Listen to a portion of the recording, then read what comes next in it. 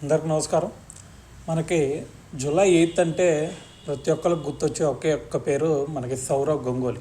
అసలు ఈ జనరేషన్కి సౌరవ్ గంగూలీ అంటే ఎవరో తెలియకపోవచ్చు, కానీ ఒకప్పటి జనరేషన్కి సౌరవ్ గంగూలీ అంటే అదొక ఎమోషన్, దాంతోపాటు అదొక బ్రాండ్ అని చెప్పేసి ప్రతి ఒక్కరు చెప్తారు. అయితే అసలు సౌరవ్ గంగూలీ ఇండియన్ క్రికెట్ టీంకి ఏం చేశాడు, అసలు అతని గురించి ఎందుకు మాట్లాడుకోవాలి అనే డౌట్ మీకు రావచ్చు. అయితే సౌరవ్ గంగూలీ ఫస్ట్ తన ముద్ర వేసింది యాజ్ ఎ కెప్టెన్గా.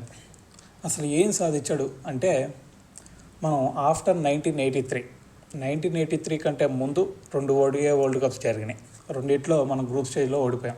1983లో కప్పు కొట్టాం. దాని తరువాత మనకి మళ్ళీ 4 ODI వరల్డ్ కప్స్ జరిగినాయి. ఒకసారి సెమీఫైనల్కి వెళ్ళాం, దాని తర్వాత గ్రూప్ స్టేజ్లో ఓడిపోయాం, మళ్ళీ సెమీఫైనల్కి వెళ్ళాం, మళ్ళీ దాని తర్వాత సూపర్ 6లో వచ్చేసాం. అంటే 1983 తర్వాత ఒక్కసారి కూడా మన ఇండియా టీం ఫైనల్కి వెళ్ళలేదు. సో అయితే అసలు ఫైనల్కి ఎలా వెళ్ళాలి, అసలు ఫైనల్ టాప్ 2 టీమ్స్లో మన ఇండియా టీం ఉండాలి అంటే ఏం చేయాలి అనేది చేసి చూపించిన కెప్టెన్ సౌరవ్ గంగూలీ. అసలు ఏం చేశాడు అంటే, ఆఫ్టర్ 1999 ODI వరల్డ్ కప్ తర్వాత మనోడు కెప్టెన్సీ బాధ్యతలు తీసుకున్నాడు. వెంటనే కెప్టెన్సీ తీసుకున్న తర్వాత వెంటనే మనకి ఛాంపియన్స్ ట్రోఫీ వచ్చింది. ఛాంపియన్స్ ట్రోఫీలో మన ఇండియన్ క్రికెట్ టీంని ఫైనల్కి తీసుకెళ్ళిన 1983 తర్వాత కపిల్ దేవ్ తర్వాత ఇండియా టీంని ఫైనల్కి తీసుకెళ్ళిన ICC ట్రోఫీస్లో ఏకైక కెప్టెన్ సౌరవ్ గంగూలీ. దాంట్లో రన్నరప్గా నిలిచిపోయాం. దాని తర్వాత ఈసారి ఎలాగైనా సరే కప్పు కొట్టాలి అనే ఒక దృఢ సంకల్పంతో 2002 మళ్ళీ ఛాంపియన్స్ ట్రోఫీ వచ్చింది. ఈసారి కప్పు కొట్టాల్సిందే అని చెప్పేసి మళ్ళీ మన ఇండియా టీం తీసుకొని వెళ్ళాడు. 2002లో శ్రీలంకతో పాటు విన్నర్స్ టైటిల్ని మన వాళ్ళు షేర్ చేసుకున్నారంటే, మన ఇండియా క్రికెట్ టీం 1983 తర్వాత నుంచి ఎంతమంది కెప్టెన్స్ వచ్చినా కూడా మన వాళ్ళు ఫైనల్కి వెళ్ళలేదు. దాని తర్వాత మళ్ళీ కప్పు తీసుకొచ్చిన ICC ట్రోఫీ తీసుకొచ్చిన ఏకైక కెప్టెన్ సౌరవ్ గంగూలీ. మరి అయితే ICC ట్రోఫీ ఫైనల్కి తీసుకెళ్ళాడు, దాని తర్వాత మళ్ళీ కప్పు కొట్టించాడు 2 years గ్యాప్లోనే. మరి దాని తర్వాత మళ్ళీ మనకి ODI వరల్డ్ కప్ వచ్చింది. ఎప్పుడైతే మనం సూపర్ 6లో ఓడిపోయాం, ఈసారి ఎలాగైనా సరే మళ్ళీ ఫైనల్కి వెళ్ళాలి అని చెప్పేసి మళ్ళీ ODI వరల్డ్ కప్లో ఫైనల్కి తీసుకొచ్చిన ఏకైక కెప్టెన్ సౌరవ్ గంగూలీ. సో ఇలాగా మనకి గ్రూప్ స్టేజ్లోనే ఆగిపోయిన ఇండియా టీంని ఫైనల్ వరకు తీసుకొచ్చిన కెప్టెన్ సౌరవ్ గంగూలీ. సో ఈ మధ్యలో జరిగిన కొన్ని సంఘటనలు ఏంటి అంటే, సౌరవ్ గంగూలీ కెప్టెన్సీ బాధ్యతలు తీసుకున్న తర్వాత మన వాళ్ళు ఓవర్సీస్లో గెలవటం అనేది ఆ రోజుల్లో జరగని విషయం. అది హోమ్లో గెలుస్తారు, ఓవర్సీస్కి వెళ్ళి ఓడిపోతారు. కానీ ఎప్పుడైతే సౌరవ్ గంగూలీ కెప్టెన్సీ బాధ్యతలు తీసుకున్నాడో అప్పటి నుంచి హోమ్ అని లేదు, అవే అని లేదు, ఎక్కడైనా సరే ఇండియా ది నెంబర్ 1 అని నిలబెట్టిన కెప్టెన్ సౌరవ్ గంగూలీ. సో అయితే దీంట్లో మరి మీకు ఒక ఇన్సిడెంట్ గుర్తొచ్చి ఉండాలి. అదేంటంటే 2002లో ఇంగ్లాండ్ మన ఇండియాకు వచ్చింది. ఇండియాకు వచ్చిన తర్వాత 6 ODI matches India versus England. First 4 మ్యాచెస్లో 3-1తో మన వాళ్ళు లీడింగ్లో ఉన్నారు. లాస్ట్ 2 మ్యాచెస్, ఒక మ్యాచ్ ఏమో 2 runs ఓడిపోయాం, దాని తర్వాత 5 runsతో ఒక మ్యాచ్ ఓడిపోయాం. అప్పుడు ఇంగ్లాండ్ ఆల్రౌండర్ ఫ్లింటాఫ్, మీకు గుర్తే ఉంటుంది, 2007 T20 world cup Yuvraj Singh 6 కొట్టడానికి రీజన్ ఎవరు అంటే ఇదే ఫ్లింటాఫ్. ఇదే స్లెడ్జింగ్ చేసి యువరాజుని కొంచెం స్లెడ్జ్ చేసే ట్రై చేశాడు. దాని తర్వాత రిజల్ట్ ఎలా వచ్చినా మనం అందరం చూసాం. సో ఇదే ఫ్లింటాఫ్ 2002లో మన ఇండియా సిరీస్కి వచ్చినప్పుడు 6th ODI అయిపోయిన తర్వాత సిరీస్ని సమన్ చేశారు. వాళ్ళకి కూడా గెలవలేదు. అయితే 6th మ్యాచ్ వాళ్ళకి గెలిచిన తర్వాత మిమ్మల్ని గెలవనీయకుండా చేశాము అని చెప్పేసి షర్టు మొత్తం తీసేసి వాంకడే స్టేడియం చుట్టూ తిరిగాడు. మేము మిమ్మల్ని గెలవనీయకుండా చేసామని చెప్పేసి. అయిపోయింది. 6 months తిరిగేలోపు నాటోస్ట్ సిరీస్ వచ్చింది ఇంగ్లాండ్లో. ఇండియా, శ్రీలంక, ఇంగ్లాండ్, ఈ 3 టీమ్స్ మధ్య మ్యాచెస్. ఫైనల్కి వెళ్ళింది ఇంగ్లాండ్ ఇండియా. అది కూడా లార్డ్స్లో మ్యాచ్. లార్డ్స్లో ఇంగ్లాండ్ని ఢీ కొట్టాలి అంటే చాలా కష్టం. సో అలాంటి పరిస్థితుల్లో ఇంగ్లాండ్ని సైతం చిత్తు చేసి అదే లార్డ్స్లో బాల్కనీలో తన షర్టు ఇప్పేసి గిర్ర తిప్పితే ఇది కదరా ఇండియా పౌరుషం అనేది గంగూలీ చాటి చెప్పాడు ప్రతి దేశానికి.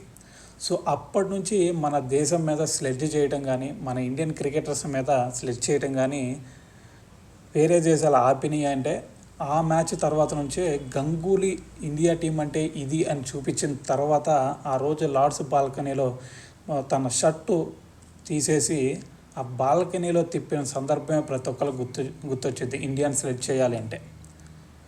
సో అయితే మరి దాని తర్వాత మరి గంగూలీ సాధించింది ఏంటి? 2 సార్లు ఫైనల్కి తీసుకెళ్ళాడు ఐసీసీ ట్రోఫీస్లో, ఒకసారి కప్పు కొట్టాడు. మరి యాజ్ ఎ కెప్టెన్గా ఇదంతా ఓకే. మరి అగ్రెసివ్నెస్ అంటున్నారు, అగ్రెసివ్నెస్ మరి వేరే టీమ్స్ కూడా ఇండియన్ సెలెక్ట్ చేయాలంటేనే ఇది పడేలాగా చేసిన సౌరవ్ గంగూలీ మరి తన పర్సనల్గా చేసింది ఏంది అంటే, తను చేసింది ఒక ప్లేయరు ఈ రోజుల్లో ఒక మ్యాన్ ఆఫ్ ది మ్యాచ్ సాధించడం కొంచెం అరుదుగా చూస్తాం, 2 కొంచెం ఇంకా అరుదుగా చూస్తాం, 3 కొంచెం కష్టం. విరాట్ కోహ్లీ అలాంటి వాళ్ళు కొంచెం కష్టంగా చేస్తారు. అయితే వరుసగా 4 మ్యాచ్ల్లో మ్యాన్ ఆఫ్ ద మ్యాచ్ కొట్టిన ఏకైక ప్లేయర్ సౌరవ్ గంగూలీ. ఇప్పటికి కూడా ఆ 4 మ్యాన్ ఆఫ్ ద మ్యాచ్లో ఈ వరల్డ్ క్రికెట్లో ఎవరు కూడా ఆ రికార్డ్ని బ్రేక్ చేయలేకపోయారు. సో దీన్ని చూస్తే సౌరవ్ గంగూలీ అప్పుడు ఎంత అగ్రెసివ్గా ఆడాడో ఇది ఈ ఒక్క రికార్డ్ చాలు. సో దాని తర్వాత మనకి గుర్తొచ్చేది ఐసీసీ ట్రోఫీస్లో 3 సెంచరీస్ చేసిన ఏకైక బ్యాట్స్మెన్ ఇప్పటికి కూడా సౌరవ్ గంగూలీ. ఐసీసీ ఛాంపియన్స్ ట్రోఫీలో 3 సెంచరీలు చేసిన ఏకైక బ్యాట్స్మెన్ సౌరవ్ గంగూలీ. ఈ 2 రికార్డ్స్తో ఆగిపోయాడు అనుకోకండి. 3వ రికార్డ్. ప్రతి ఒక్కరి కెరీర్లో అప్స్ అండ్ డౌన్స్ ఉంటాయి, కానీ సౌరవ్ గంగూలీలో అప్స్ అండ్ డౌన్స్ కాదు. తన క్రికెట్ కెరీర్ మొత్తంలో ఒక్కసారి కూడా 40 యావరేజ్కి తగ్గిన సందర్భం ఒక్కటి కూడా లేదు. సో దీన్ని బట్టి అతను అగ్రెసివ్ కెప్టెనే కాదు, అతను ఇండియా తలరాతను మార్చిన వ్యక్తే కాదు, సో అతను ఒక గ్రేట్ బ్యాట్స్మెన్ అని చెప్పి కూడా అతను నిరూపించుకోగలిగాడు. అయితే దాని తర్వాత మనకి ఎన్నో అప్స్ అండ్ డౌన్స్ చూశాడు. సో దాని తర్వాత హెడ్ కోచ్ని తీసుకొచ్చి ఇండియన్ క్రికెట్ టీంలోకి తను ఒక పొరపాటు అయితే చేశాడు ఇండియన్ క్రికెట్ టీంకి. 2005 ఎండింగ్లో గ్రేగ్ చాపల్, ఫార్మర్ ఆస్ట్రేలియన్ ప్లేయర్, అతన్ని మన ఇండియా టీంకి హెడ్ కోచ్గా, అంతకుముందు సెలెక్టర్స్ కూడా చాలామంది చెప్పారు, బీసీసీఐ ప్రెసిడెంట్స్ వాళ్ళు కూడా చెప్పారు గ్రేగ్ చాపల్ వద్దు మనకి అని చెప్పేసి. అయితే లేదు తప్పకుండా తీసుకోవాల్సిందే అని చెప్పేసి తీసుకొచ్చాడు. గంగూలీ ఒక మంచి కెప్టెన్ కాబట్టి సో అతనికి ఎదురు చెప్పలేక అందరూ యాక్సెప్ట్ చేశారు గ్రేగ్ చాపల్ని. వచ్చిన తర్వాత ఎవరినైతే సౌరవ్ గంగూలీ మన హెడ్ కోచ్గా తీసుకొచ్చాడో అదే గ్రేగ్ చాపల్ సౌరవ్ గంగూలీకి వెనుపడి పొడిచాడు. సో దాని తర్వాత 2005 ఎండింగ్ నుంచి 2007 ఓడిఐ వరల్డ్ కప్ వరకు Greg Chappell time as a head కోచ్గా ఇండియన్ టీంకి.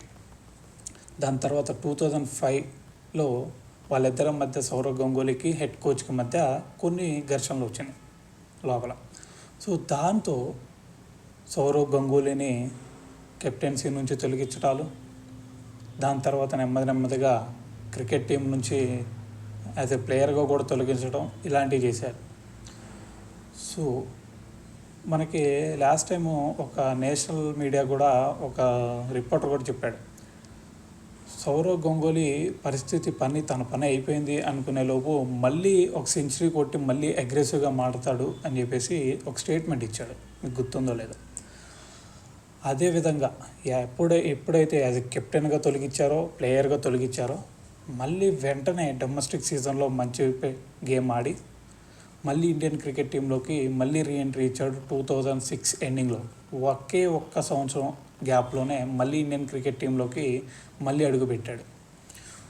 సో ఎలా ఏ ప్లేయర్స్ని అయితే సౌరవ్ గంగూలీ ప్లేస్లో తీసుకొచ్చారో 2005 ఎండింగ్ తర్వాత, అదే ప్లేయర్స్ గంగూలీని మించిన గేమ్ అయితే ఆడిన పరిస్థితి అయితే ఎక్కడా లేదు. సో కాబట్టి వాళ్ళని తీసేసి మళ్ళీ గంగూలీనే తీసుకొచ్చిన సందర్భం ఉంది అంటే గంగూలీ యొక్క అగ్రెషన్, దాని తర్వాత గంగూలీ ఆడే గేమ్ ఎలా ఉండిద్దో మనందరం అర్థం చేసుకోవచ్చు. సో వద్దనుకున్నోడనే మళ్ళీ తీసుకొచ్చి పెట్టిన సందర్భం. సో దీన్ని బట్టి మనందరికీ అర్థమైద్ది. సో అయితే దాని తర్వాత 2007 ఓడిఐ వరల్డ్ కప్ వచ్చింది. సో దానికి ముందు మళ్ళీ రీఎంట్రీ ఇచ్చిన తర్వాత మళ్ళీ మనోడు మ్యాన్ ఆఫ్ ద మ్యాచ్లు గెలవడం జరిగింది. సో దాని తర్వాత మళ్ళీ రాహుల్ ద్రావిడ్ కెప్టెన్సీలో ఒక మ్యాచ్లో మ్యాన్ ఆఫ్ ద సిరీస్ గెలవడం జరిగింది. సో ఇలా మనకి ఇండియన్ క్రికెట్ టీంలో ఒక తరానికి ఓడిఐ వరల్డ్ కప్ అందించింది మన కపిల్ దేవ్ అయితే, దాని తర్వాత ఇండియన్ క్రికెట్ టీం ఇక్కడ నుంచి డెవలప్ అవ్వాలి, ఒక మంచి స్టేజ్కి వెళ్ళాలి, దీన్ని నెంబర్ 1 ఇన్ ద వరల్డ్ అని చూపించాలి అనుకున్న ప్లేయర్స్లో సౌరవ్ గంగూలీ ఒకడు. దానికి అనుగుణంగానే పునాదులు వేశాడు. దాని తర్వాత ఇండియన్ క్రికెట్ టీం ఈరోజు ఇలా ఉంది అంటే, మన వాళ్ళు ఈరోజు ఫైనల్కి ఈజీగా వెళ్ళగలుగుతున్నారంటే ఆ రోజు సౌరవ్ గంగూలీ తీసుకున్న కొన్ని డెసిషన్స్. వాటిల్లో ఒకటి ఎంఎస్ ధోనిని టీంలోకి తీసుకురావటం, తన బ్యాకప్ చేయటం, యువరాజ్ని తీసుకురావటం, తనను బ్యాకప్ చేయటం, హర్భజన్ సింగ్ని తీసుకురావటం, తనను బ్యాకప్ చేయటం, ఇలాంటి యంగ్స్టర్స్కి కొన్ని ఆపర్చునిటీస్ ఇచ్చి, సో అలాంటి ప్లేయర్స్ని బ్యాకప్ చేసి ఈరోజు ఇండియన్ క్రికెట్ టీం ఈ స్టేజ్లో ఉంది అంటే the main reason behind it is Sourav Ganguly. So అలాంటి బెంగాల్ టైగర్ గురించి ఎన్ని చెప్పుకున్నా తక్కువే. సో దాంతోపాటు ఇంకొక సందర్భం ఏంటంటే, ఇదే గ్రేగ్ చాపల్ హెడ్ కోచ్గా ఉన్నప్పుడు బెంగాల్లో, సో ఎక్కడైతే వెస్ట్ బెంగాల్లో మన బెంగాల్ టైగర్ పుట్టాడో, సో అదే బెంగాల్ టైగర్ ఆ స్ట్రీట్స్లో ప్రతి ఒక్కరు బయటకు వచ్చి ఖచ్చితంగా గ్రేగ్ చాపల్ని పక్కన పెట్టేసి సౌరవ్ గంగూలీని క్రికెట్ టీంలోకి తీసుకురావాలి అని చెప్పేసి ఒక స్ట్రీట్స్ మొత్తం తన కోసం, ఆ బెంగాల్ మొత్తం తన కోసం ప్లకార్డులు పట్టుకొని స్ట్రీట్స్ మీదకి వచ్చిన సందర్భం ఇప్పటి వరకు ఏ క్రికెటర్కి కూడా అట్టా ఎవరు కూడా చేసి ఉండరు.